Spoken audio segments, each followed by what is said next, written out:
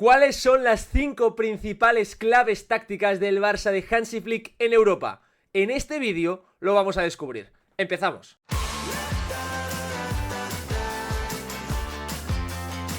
¿Qué tal? Y bienvenidos un día más a este canal en una semana de cuartos de final de la Champions League con todo lo que esto significa. Una semana especial de mucho fútbol, de muchas emociones que aquí en este espacio os voy a tratar de explicar en clave Fútbol Club Barcelona, porque hoy juegan Bayern, Inter, Real Madrid y Arsenal y mañana lo hará el Barça, y por lo tanto hoy os quería traer una previa hablando de las 5 claves tácticas de este Barça en la Champions League, una Champions que hasta la fecha el Barça la está jugando fenomenalmente bien y que va a enfrentar a un Borussia Dortmund que es distinto al equipo que se encontró en inicios de temporada, cuando el Barça venció 2-3 al entonces equipo de Nuri Sahin, porque ahora lo entrena Niko Kovac, precisamente el entrenador que estaba en el Bayern antes de que Hansi Flick hiciese lo que hizo, historia al ganar aquellos 6 títulos. En el vídeo de hoy no voy a hablar tanto del Borussia Dortmund, sino del Fútbol Club Barcelona. ¿De qué 5 puntos creo que son imprescindibles para entender la temporada del equipo de Hansi Flick en Europa hasta la fecha?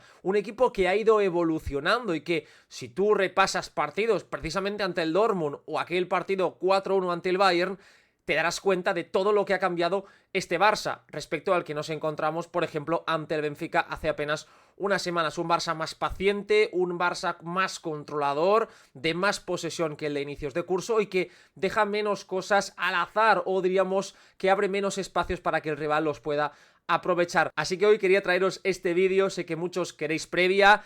Ya os digo que os va a gustar. No olvidéis en dejarme por aquí vuestro like, que me ayuda muchísimo. Comentad por aquí abajo vuestras sensaciones de cara al partido. Quiero leeros a todos qué pensáis del vídeo también, si os gusta este tipo de contenido. Y no olvidéis en suscribiros los que no estéis suscritos, porque cuantos más seamos, mejor lo vamos a pasar.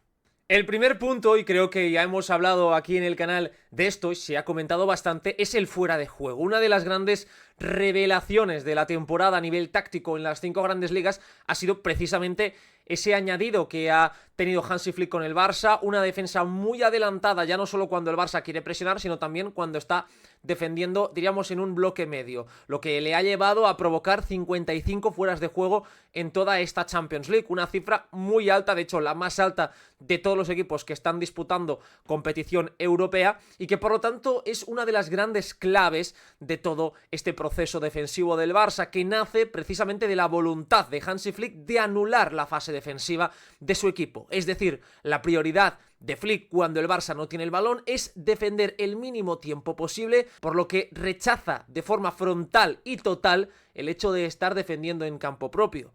De hecho, los únicos partidos en los que el Barça ha defendido bastante tiempo en su propia mitad han sido los que se ha quedado con 10, como el día del Mónaco en la primera jornada de la Champions o el partido de la ida de los octavos ante el Benfica. En esos dos encuentros, al estar con 10 durante mucho tramo del partido, el Barça se vio obligado a defender muy cerca de su portería, pero normalmente esto no suele ser así. Y el Dortmund ya mostró en el partido de la liguilla que tiene herramientas para ser capaz de superar esa presión, con jugadores como Gittens, como Adeyemi, o la capacidad física de bajar balones directos de Guirassy. Eso sí, la baja de Nico Schlotterbeck, que es el mejor jugador para mí del Borussia Dortmund, ya no solo a nivel defensivo, sino también a nivel pasador, es terrorífica, porque es un enorme futbolista para conectar con esos alejados. Aún así, el Barça ha tenido una evolución enorme a la hora de ver su funcionamiento a nivel de presión. Vamos a verlo, porque creo que es muy interesante la evolución del Barça en el fuera de juego. Si miramos el partido, por ejemplo, ante el Bayern, os acordaréis todos, aquel famoso ya 4-1,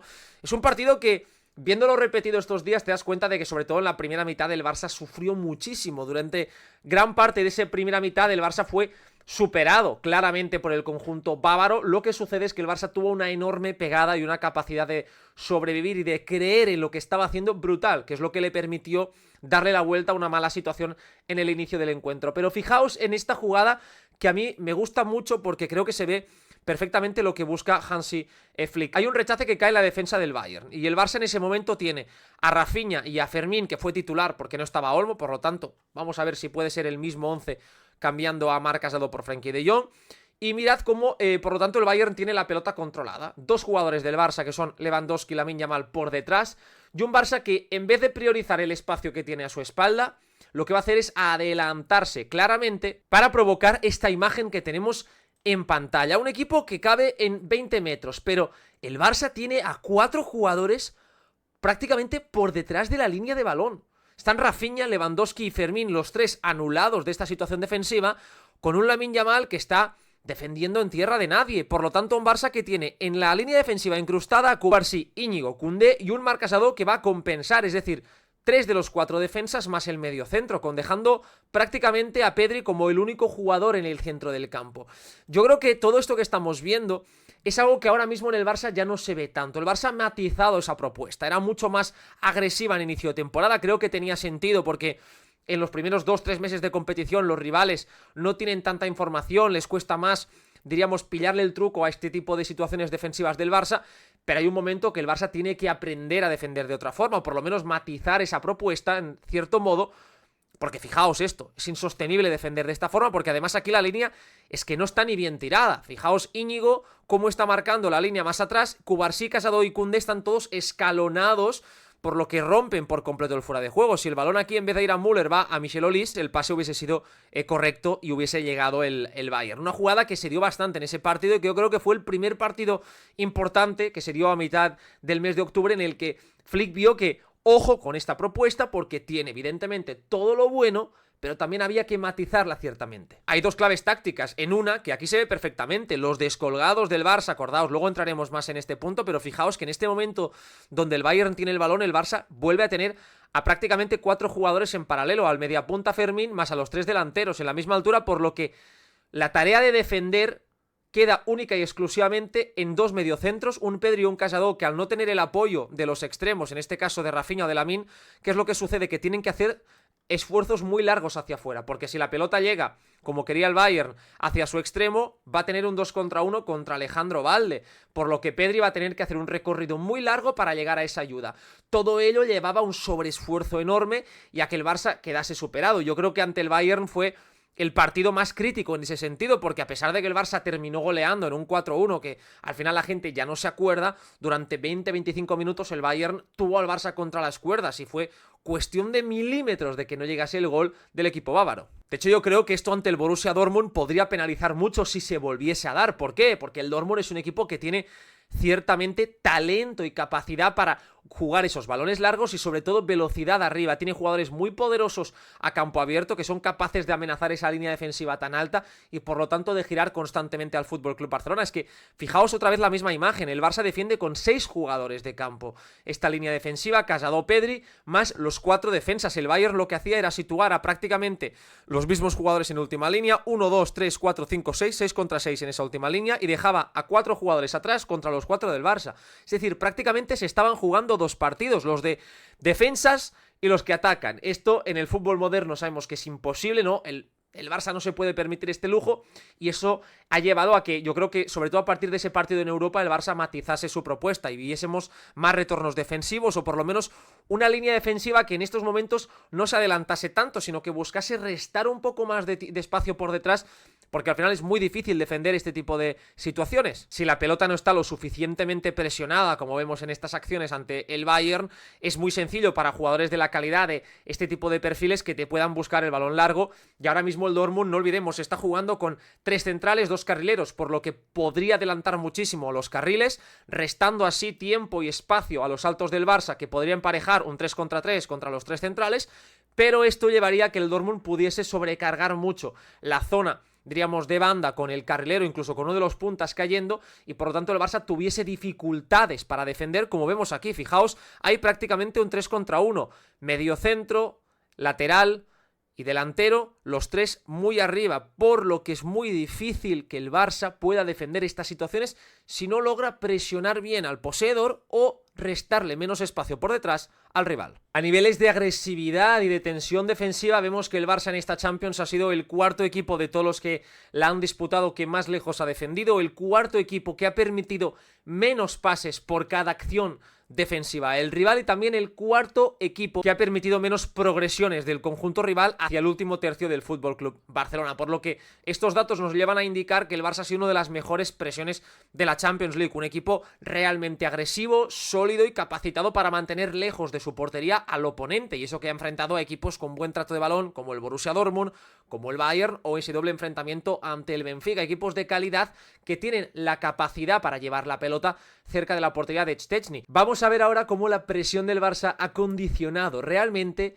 la Champions League esta temporada. Para mí, una de las grandes claves tácticas de este curso del Barça en Europa ha sido esa presión, algo que no veíamos desde hace muchísimos años, porque el Barça normalmente en las últimas temporadas, desde hace ya bastantes años, era un equipo vulnerable a nivel defensivo, un equipo que si quería presionar no lo hacía de forma contundente, que el rival constantemente le pillaba, diríamos, la espalda, y era muy difícil para el equipo azulgrana el hecho de poder controlar este tipo de situaciones, lo que hacía que lo intentase, pero a la vez no pudiese o no supiese cómo hacerlo, y esto llevaba a situaciones trágicas para el Barça. En cambio, esta temporada sí hemos visto, como os decía ahora con los datos de Hadel Statsbomb en la mano, a un equipo que ha dominado a nivel defensivo en todos estos apartados. Algo que vimos, por ejemplo, ante el Benfica. Como podéis apreciar en pantalla, en esta acción saltaban punta, Robert Lewandowski y Rafinha, uno de los extremos, dejando por lo tanto el Barça una defensa que es muy parecida a la que hace el PSG.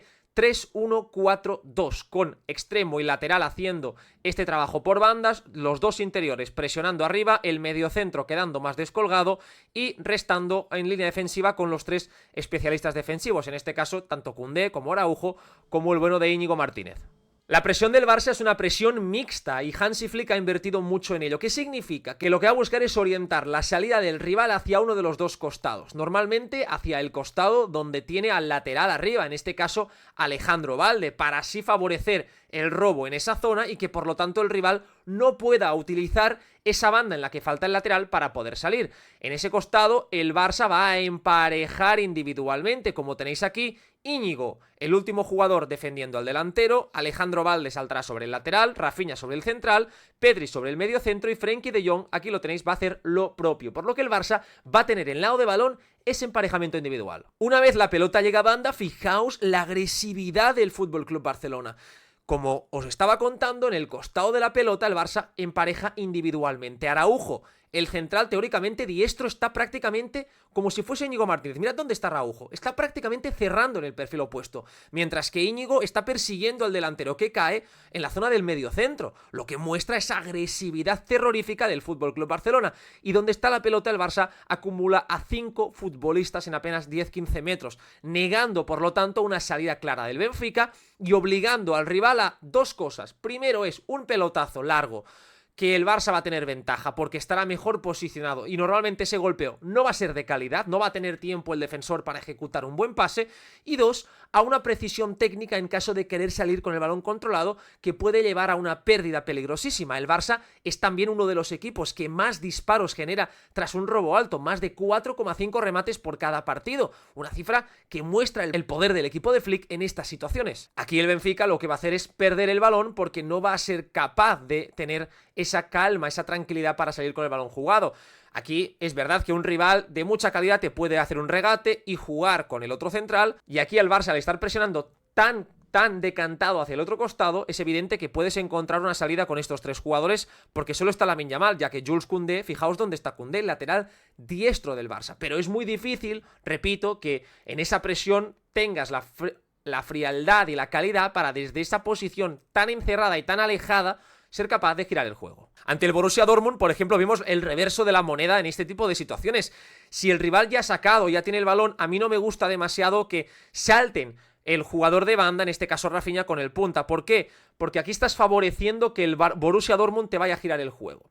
Es decir, yo creo que esto tiene un sentido muy claro cuando el rival saca de puerta o cuando el rival está todavía muy hundido, pero cuando el conjunto contrario ya ha sido capaz de subir un poco su altura, aquí hay que medir muy bien los tiempos porque si no, el Barça va a quedar totalmente desprotegido en el lado opuesto. Una vez el balón va dentro, como tenéis en esta acción, fijaos ese cambio de orientación. Solo está Alejandro Balde, por lo que la pelota termina llegando al extremo y el Borussia Dortmund ataca con 4 jugadores ante los 4 futbolistas del Barça. La tercera clave táctica del FC Barcelona tiene que ver ya con lo que hace el Barça con balón. Creo que es muy interesante centrarnos en un tipo de pase que suele realizar el equipo de Flick que me parece de los más ventajosos y de los más peligrosos para el rival de todos los que se han visto esta temporada. Un tipo de pase en el que Flick ha invertido muchísimo, convenciendo a sus futbolistas del valor que tiene de darse bien. Es verdad que tiene un riesgo, todo en la filosofía de Flick tiene un riesgo que asumir, pero si lo asumes y lo entiendes con naturalidad, el premio suele ser enorme. El pase diagonal. Vamos a verlo. Toda la estructura ofensiva del Barça de Hansi Flick está organizada alrededor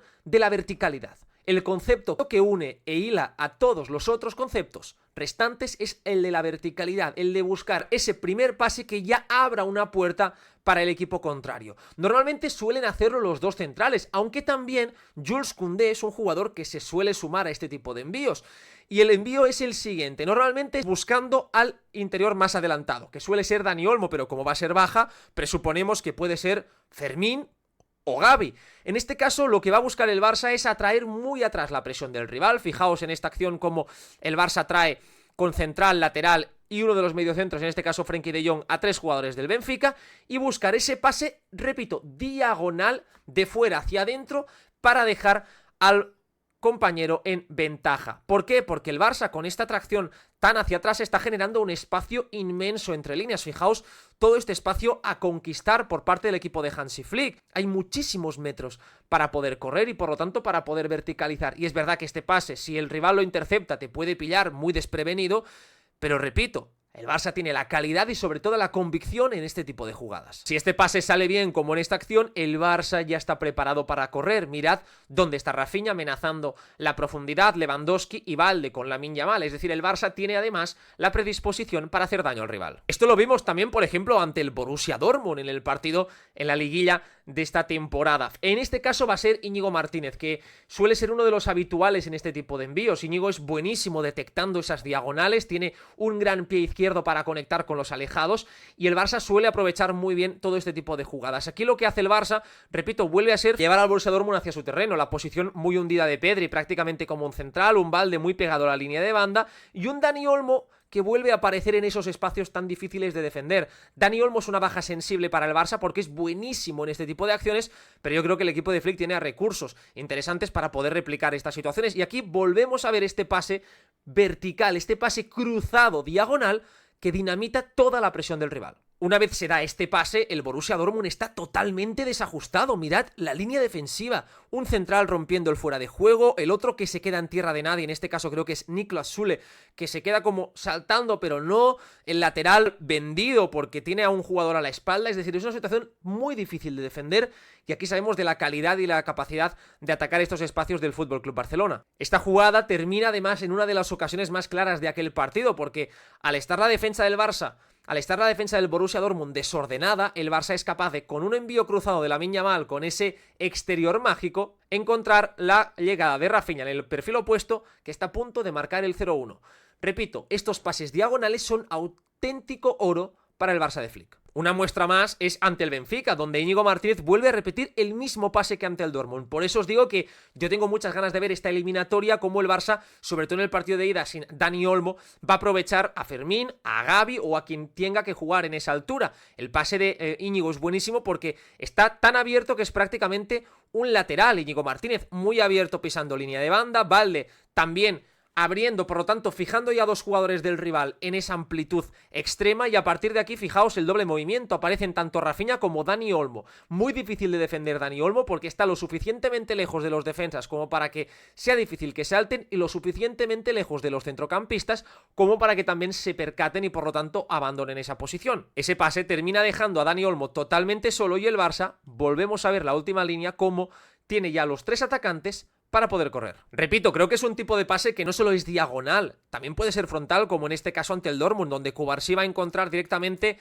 a Dani Olmo. Por eso creo que es muy importante que Íñigo y Cubarsí sean la pareja de centrales. El Dortmund es un equipo presionante, es un equipo que va a ir a buscar al Barça arriba seguramente en muchos tramos del partido, que va a buscar ser agresivo y emparejar bastante arriba para tratar de tener algún robo alto que le permita llegar al gol de forma más directa, y aquí el pie de Cubarsí y el pie de Íñigo tiene que ser absolutamente clave y aquí fijaos cómo de nuevo la presión del Dortmund en este 4-2-3-1 hace muy difícil referenciar a Dani Olmo, que aparece totalmente solo. Y una vez se da este pase, aquí Dani Olmo sabemos que además de ser muy bueno apareciendo, es buenísimo recortando y regateando en espacios reducidos. El Barça eso no lo va a tener, porque aquí Olmo regatea a Schlotterbeck y deja un 3-para-3 en campo abierto. Desde la inclusión de Frenkie de Jong en el 11 titular, el Barça es el segundo equipo de toda la Champions League, solo por detrás del Bayern, con mayor porcentaje de posesión, con un 64% en Champions y un 69% en la Liga, por lo que el Barça ha evolucionado de ese equipo más abierto que concedía más espacios y más transiciones al rival, como hemos visto ante Borussia Dortmund o sobre todo el Bayern en esos meses de septiembre, octubre, que todavía era un Barça en crecimiento, con el Barça de enero a marzo, que se ha visto un equipo más maduro, más reflexivo. Es decir, desde la entrada de Frenkie de Jong hemos visto el Barça de Flick 2.0, un Barça que ha tenido más capacidad de permuta y de hacer más cosas con balón para que el rival nunca estuviese controlado. Y esta es la clave táctica de este nuevo Barça, esa habilidad técnica para inventar situaciones dentro del juego y para ser un equipo mucho menos previsible. Para mí esto se aprecia sobre todo en el gran rango de movilidad de este Fútbol Club Barcelona. Un Barça que va entendiendo a medida que avanza el juego dónde están las debilidades del rival y cómo sus relaciones naturales, esas sinergias que se han ido generando en base a minutos, en base a partidos, han ido aflorando. En este caso, ante el Benfica, volvemos a ver, gracias a la cámara táctica, la disposición del Fútbol Club Barcelona, con un Rafinha que teóricamente es el extremo izquierdo apareciendo en la posición de interior diestro, un Dani Olmo que con total naturalidad abandona esa posición para cambiar, Pedri, Frenkie de Jong en paralelo, y creo que todo esto favorece a que el FC Barcelona tenga una situación, una disposición táctica mucho más dinámica, fluida y por lo tanto difícil de predecir por parte del rival. Todo ello lleva al Barça a muchas veces a poder hacer en una misma secuencia distintas cosas, es decir, que sus piezas vayan tomando distintas formas a medida que avanza la jugada, por lo que para el conjunto rival todo ello adquiere un grado de profundidad para tomar decisiones y para asumir riesgos mucho más difícil de poder medir, porque al final tú sabes que si Pedri se mueve por una determinada zona, tú a nivel defensivo puedes hacer ciertas cosas, pero ¿qué sucede cuando esto no se cumple y el Barça empieza a moverse como quiere? Esta jugada tenemos que Frenkie de Jong la inicia como prácticamente un central, muy bajo, Dani Olmo aparece en la posición más cercana en ese interior izquierdo y Pedri se está alejando haciendo un poco de contrapunto en el otro perfil. La jugada avanza y fijaos que el que termina filtrando el pase para De Jong es Pedri, por lo tanto ya ha habido esa inversión, ese cambio de roles en el que Pedri se ha quedado como mediocentro y De Jong ha aparecido a la espalda del doble pivote del Benfica para poder acelerar. Esto es difícil de detectar porque normalmente asumes ciertas zonas de acción a nivel defensivo y cuando ahí te la rompen, para el rival es muy difícil. Ese intercambio con De Jong y Pedri permite sobre todo ver ciertas permutas y ver un movimiento siempre fluido y vertical. Importante de nuevo rescatar ese concepto de verticalidad, porque De Jong ya no es un mediocentro posicional, es un jugador que te va a invitar a salir constantemente, que va a invitar a conducir y que por lo tanto va a hacer que el resto de piezas del rival estén muy activas, porque al contrario sabe que si De Jong recibe probablemente tú seas este jugador y te va a tocar correr hacia atrás para compensar ciertos movimientos y esto va a liberar espacios para el resto de compañeros de Frenkie de Jong. Aquí hay una pared entre Pedri y De Jong y termina conduciendo el neerlandés hasta llegar a la frontal del área donde está a punto de asistir a Lamine Yamal. Es decir, es una jugada en la que el Barça empieza prácticamente en el centro del campo y termina con una conducción de De Jong en el área rival. Todo ello gracias a ese nuevo Barça 2.0 con mucha más fluidez. El último punto a nivel táctico ya lo comentamos en un anterior vídeo, pero creo que es interesante, y es cómo el Barça permite esos descolgados en ciertas situaciones de partido. Fijaos aquí, por ejemplo, hay un balón largo del Benfica y ¿dónde están Rafinha y Lewandowski? Están totalmente descolgados de la jugada. Esto ya está, y esto para mí tiene un doble efecto en el rival. El primero es el más directo. Es el que se ve, es el físico, es el de si yo soy el lateral y veo que hay un jugador por delante mío, tengo que asumir ese riesgo de subir a atacar o quedarme con él. Y evidentemente, si ese rival es Rafinha, con el estado de confianza, si es otro rival que está amenazando es Lewandowski, si el tercer jugador que está ahí en medio de la nada es Dani Olmo, quizás yo mido, entiendo que no me sale a cuenta y por lo tanto no voy a subir, por lo que tiene un impacto directo en la forma de defender de tu equipo. El Barça va a tener que defender a menos jugadores. Y esto ya es una consecuencia positiva. Y la segunda es una consecuencia más indirecta, que es mental, que es un gota a gota que va cayendo lentamente. Porque al final todo ello lleva a que si tú, que eres un equipo ofensivo como es el Benfica, como lo es el Dortmund, vas a atacar con menos futbolistas, mentalmente no vas a estar cómodo. Porque vas a ver que no estás haciendo aquello que tú quieres hacer, que te están forzando a hacer otras cosas. Por lo que para mí el Barça aquí ya habrá empezado a ganar el partido. Estas son mis 5 claves tácticas del Barça en lo que llevamos de Champions. Espero que os haya gustado este vídeo, creo que ha quedado bastante interesante para poder debatir, para poder pensar en cómo puede afectar esto al partido de mañana ante el Borussia Dortmund. Qué partidazo, mañana tenemos las notas y el jueves la lupa. No me falléis en ninguna de las dos citas, no olvidéis en dejar vuestro like en el vídeo, comentad por aquí abajo todo lo que os apetezca, suscribíos los que no estáis suscritos y nos vemos mañana en las notas de este Barça Borussia Dortmund.